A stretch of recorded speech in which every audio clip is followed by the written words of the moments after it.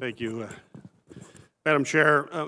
Mr. Sun, you've defined coordinated. What did we actually see from these folks that leads you to believe that it was coordinated? One, these people came specifically with equipment. You're bringing climbing gear to a demonstration. You're bringing explosives. You're bringing chemical spray, such as what Captain Mendoza had talked about.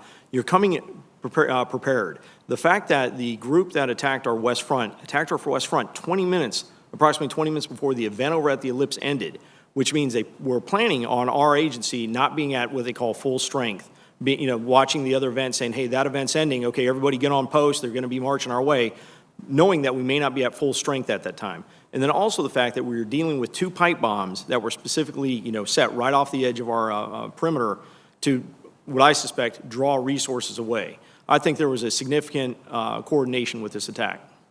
Here we got a coordinated attack. All of you saw this immediately the way they were doing. I can imagine the conversations with the National Guard. And Chief, you were stunned by the tepid response. Could you clarify that and tell us exactly how those conversations went? Chief Sun was pleading for the deployment of the National Guard.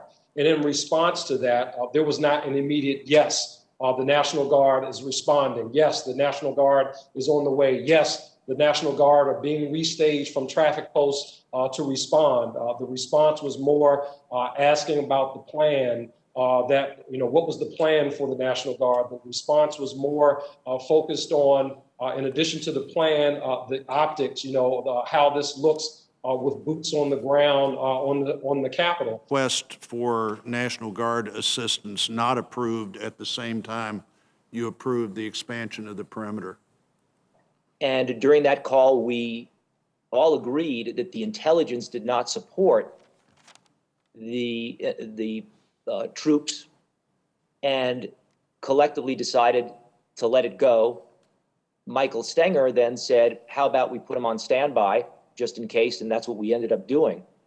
But from what I remember, everyone was very satisfied that we had a robust plan, security plan, that was consistent with the intelligence that we had at the time. Mr. Irving, you said in your testimony that when asked for National Guard assistance, you approved it.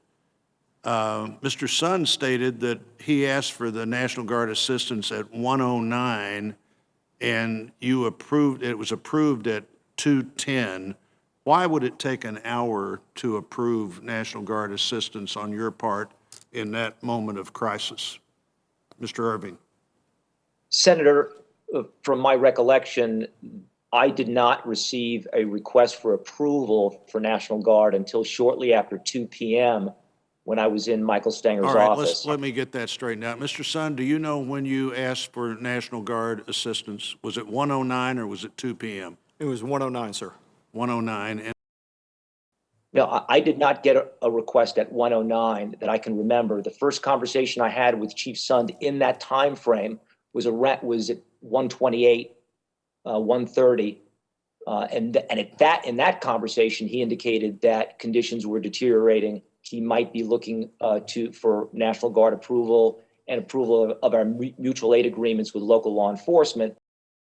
in a moment like this, if your focus is chiefly on the safety of House members, and I would certainly understand that, and Mr. Stenger's is chiefly on the safety of Senate members, maybe that's a problem here where the board really can't function as a board because you have such diverse areas of immediate responsibility. But whatever happened here doesn't seem to me to be in agreement with the various timeframes. Thank you, Senator Blunt. And I wanted Senator Peters and I are going to trade off